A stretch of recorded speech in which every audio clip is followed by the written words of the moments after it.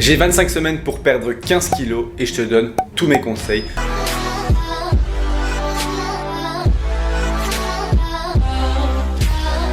Salut tous les gourmands et bienvenue sur Plaisir et Diète dans la même assiette. On se retrouve pour une nouvelle vidéo. On est au conseil numéro 7 sur 25. Je vais vous parler de l'importance du sommeil dans le cadre d'un déficit calorique, la durée d'éveil, la durée de sommeil profond. Puisque si votre durée de sommeil profond est faible, ça reflète une mauvaise qualité de sommeil. Si votre quantité d'éveil est grande, votre durée d'éveil est grande, ça reflète aussi une mauvaise qualité de sommeil, etc., etc. On parlera de tout ça dans cette vidéo, mais avant tout ça, on commence avec la pesée, le check-in, photo et le petit déjeuner évidemment. Je vais vous mettre les photos du check-in puisque je les ai déjà prises, elles sont ici. Je suis à 83 kg tout pile aujourd'hui, 82,9 de moyenne depuis 2 semaines, donc on arrive à un stade où j'ai atteint un palier à 2600 calories et 12 500 pas par jour. J'avais perdu encore un peu avec le passage de 10 000 à 12 500 pas, aujourd'hui c'est plus le cas, donc il va falloir que j'agrémente le déficit calorique avec un peu plus de difficulté, donc je vais probablement faire ça dans les jours qui viennent et vous aurez ces informations dans la prochaine vidéo et le prochain conseil. Bon là je vais manger le petit déjeuner. Le petit déj est passé de 5 œufs à 3 œufs aujourd'hui puisque j'ai trouvé ceci à Lidl, rice pudding vanille. On est à 180 cal et 15 grammes de prot, donc ça me fera un peu de glucides avant l'entraînement avec les fraises. Et alors j'ai eu mes compléments que j'ai déjà pris et j'ai rajouté celui-ci à partir de maintenant, le multivitamine, tout simplement parce que avec la sèche, j'ai de moins en moins de calories et donc de moins en moins de possibilités d'avoir mes vitamines et du coup je prends ça un par jour et un petit café déca avant l'entraînement. Deuxième repas et repas post-training, 2 steaks végétariens tofu wakame, 100 g de riz volumineux. Donc j'ai commencé le riz volumineux. Donc comme vous le voyez, c'est une petite assiette, c'est pas une grande, hein, mais c'est juste pour avoir l'illusion d'optique. Bon, j'ai 100 g, ça fait quand même 400 g en cuit. C'est quand même intéressant parce que c'est du riz qui a été vraiment imbibé d'eau. La recette est déjà sur YouTube. Si vous voulez la revoir, demandez-le en commentaire et je la refilmerai dans une prochaine vidéo. Et 125 g de tomates cerises. Et avec ça, j'ai approximativement 45 g de protéines en post-training. C'est très correct et pas très calorique. Merci. J'aurais filmé. T'as caché ma vidéo. On se retrouve maintenant avec un petit goûter, une petite barre protéinée, Plaisir et Diète. Chocolat blanc, ma préférée, 150 calories, 15 g de prot, elles sont idéales. Vraiment le lien est dans la description pour les commander. Toujours moins 10% avec le code Maxime10. Et donc je voulais faire un point avec vous sur le sommeil, l'importance du sommeil et surtout, comme actuellement je viens de faire 2 heures de correction d'exécution et de réponse à mes clients sur Insta, et en fait on a encore discuté de ça avec une cliente qui voulait entre guillemets se lever plus tôt pour marcher beaucoup, pour on va dire brûler plus de calories. La vérité, c'est que en ayant réduit sa dépense calorique de marche, et donc en se levant plus tard et en ayant récupéré davantage, donc avec un meilleur sommeil et plus d'heures de sommeil, il se trouve que la perte de gras est relancée alors que le total de pas est réduit. Ça explique tout simplement le fait que le sommeil est super important pour un bon fonctionnement du métabolisme, des hormones et de la perte de gras. Tout simplement parce que, première chose, rien que en tant que telle, la récupération, elle permet d'être plus performant. Et donc quand on est plus performant à l'entraînement, on dépense plus d'énergie et on prend plus de muscles. Qui dit prendre plus de muscles dit potentiellement avoir des muscles plus gros qui brûlent plus d'énergie au repos et donc perdre plus vite du gras sans avoir besoin de baisser trop les calories. Deuxième notion très importante, c'est que quand on dort bien, tous les systèmes du corps fonctionnent bien. Et du coup, le métabolisme, les hormones, tout ça aussi. Si on dort moins bien, ça fonctionne moins bien. Troisième chose très importante avec le sommeil, c'est que si on dort pas beaucoup, on a souvent très faim le lendemain ou du mal à gérer nos signaux de faim. On a envie de choses un petit peu plus bullshit, genre des trucs sucrés, etc., etc. Donc c'est toutes des choses qui sont un petit peu chiantes quand on n'a pas assez dormi. La dernière chose qui est très importante, c'est que quand on dort pas assez, on est de mauvaise humeur, donc on est moins motivé, on arrive moins à tenir dans la durée. Et tout ça, c'est très important pour la qualité du sommeil. Et une dernière chose qui arrive aussi, c'est que souvent, peu de sommeil est corrélé à un poids plus élevé. Pas spécialement reflété par un taux de gras plus élevé, mais plutôt par une rétention d'eau potentielle ou une élimination de la rétention ou du transit potentiel moins bonne quand on dort pas assez. Et donc, potentiellement, on est plus lourd, plus ballonné, etc. quand on dort pas très bien. Et donc, c'est plus difficile de quantifier à quel point on a amélioré nos marqueurs de gras, de muscles, etc. parce qu'on se voit plus ballonné, plus dérangé, etc. de mauvaise humeur, en plus on a envie de manger, on a faim, tout ça, bref, tous des facteurs qui vous empêchent de tenir dans la durée, alors que si vous dormez bien, c'est nickel. Combien de temps? Au moins 7 heures. Ce serait serait l'idéal dans l'absolu de dormir 7 heures. Voilà, après si vous avez besoin de 8 heures, dormez 8 heures. Beaucoup de gens par contre, on va dire, me disent ouais mais moi avec 5-6 heures j'ai assez. La vérité c'est que scientifiquement, en réalité, il n'y a que 3 à 5% de la population qui peuvent se satisfaire de 6 heures de sommeil pour une bonne qualité de récupération. Il n'y a pas beaucoup de gens. Donc tous ces gens qui disent oui mais moi ça me va, non. Vous pensez que ça vous va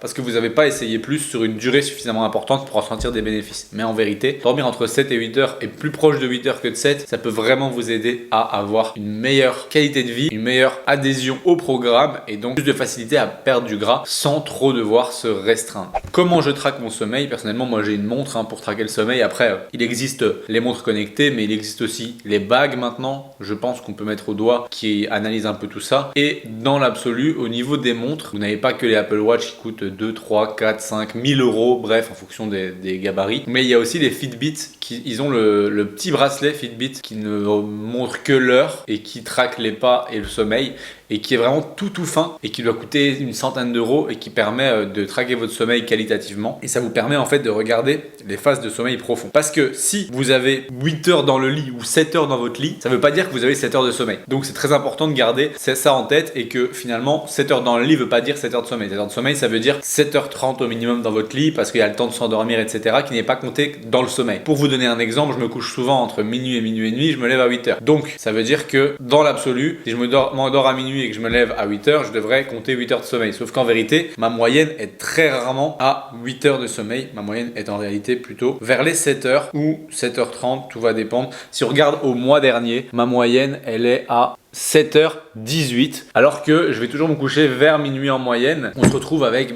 un endormissement qui peut être plus ou moins long en fonction de votre état de fatigue ou de votre habitude à vous coucher plus ou moins tard. Donc c'est toutes des choses ou de votre préoccupation psychologique etc.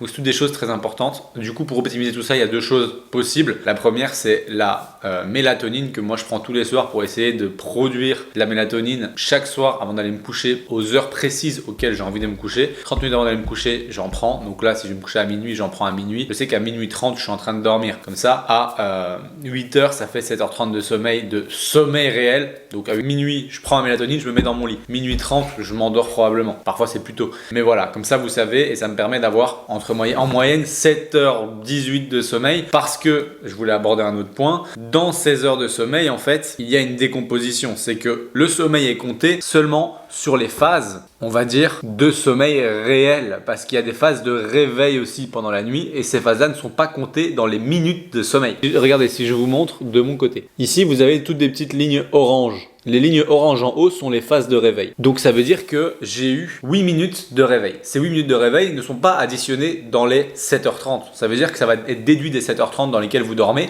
et donc ça vous fait moins de minutes de sommeil. Ce qui fait que ma moyenne est en moyenne plutôt vers les 7h18 que 7h30 parce qu'en fonction des nuits, on a un réveil qui est de plus ou moins entre, on va dire, 5 et 15 minutes et qui a tendance à être plus récurrent, même si vous ne vous en rappelez pas parce que la vérité c'est que sur cette nuit, en théorie, j'ai dû me réveiller 1, 2, 3, 4, 5, 6, 7 fois. Ok. À aucun moment je me suis réveillé 7 fois, à aucun moment mon cerveau s'est rendu compte que je me suis réveillé. J'ai l'impression de m'être réveillé 0 fois. Donc c'est pour vous dire qu'en fait il y a des phases où vous vous réveillez et vous vous rendez pas compte que vous vous réveillez. Et donc en fait la caféine peut impacter ce réveil et augmenter les minutes passées en éveil nocturne. Ce qui impacte donc votre qualité de sommeil, votre durée de sommeil et donc votre récupération. Donc faites attention à une chose quand je parle de sommeil, c'est que je parle aussi de réduction de la caféine ou de faire attention à ne pas en consommer après 16 heures pour ceux qui y répondent pas trop, mais en règle générale je dirais même pas après midi pour essayer d'éviter grandement l'impact sur votre sommeil et sur votre réveil nocturne potentiel. Dernier point que je voulais aborder, c'était la dernière phase. La dernière phase que je voulais aborder, c'est tout simplement les phases en bleu foncé en bas. Ça c'est ce qu'on appelle le sommeil profond. Le sommeil profond,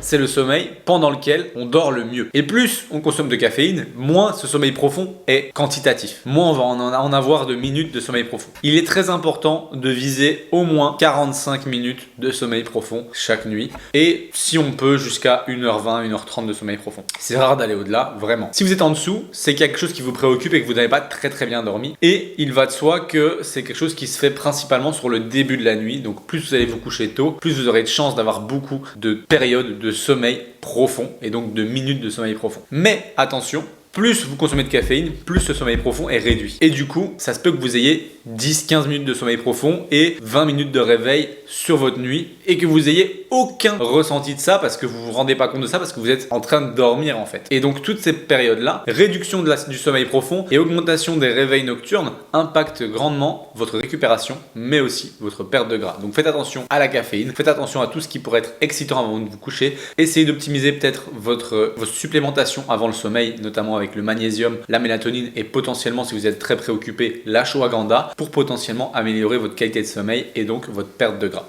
Donc voilà, tous ces 3 compléments sont disponibles sur NutriPure. Vous pouvez vous les procurer dans la description. Il y a un code Maxime10 à chaque première commande. Si vous avez déjà commandé chez NutriPure, vous avez juste à créer un nouveau compte avec un nouveau mail et vous aurez tout simplement accès à ce code à nouveau pour avoir 10%. J'espère que cette vidéo vous a plu. Si c'est le cas, vous pouvez toujours cliquer sur j'aime et même vous abonner. À la prochaine pour une autre recette ou une autre vidéo.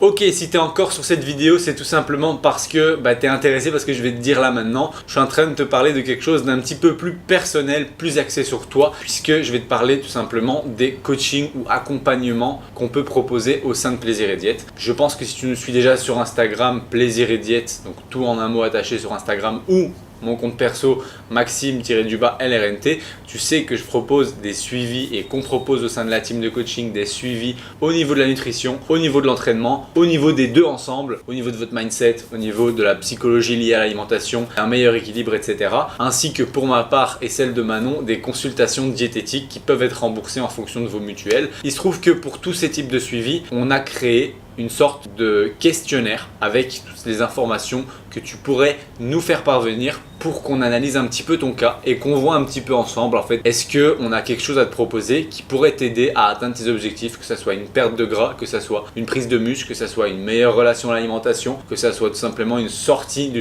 troubles du comportement alimentaire, que ce soit une recomposition corporelle, c'est-à-dire perte de gras tout en prenant du muscle et donc avec un poids qui reste plus ou moins stable mais un visuel qui s'améliore. Il y a moyen de faire de tout, donc l'idée c'est juste que tu nous donnes tout simplement les informations sur toi dans le petit questionnaire dans la description. C'est un questionnaire gratuit qui te permet de réserver un appel avec un membre de la team pour en discuter gratuitement pendant une trentaine de minutes, voire même 45 minutes si nécessaire, et qu'on puisse répondre à tes questions sur comment on peut t'aider, etc.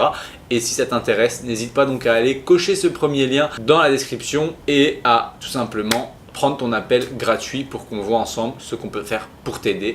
Ça me fait vraiment plaisir et encore merci d'écouter toutes nos vidéos. Donc ça, c'est le petit cadeau pour ceux qui restent jusqu'à la fin et à la prochaine.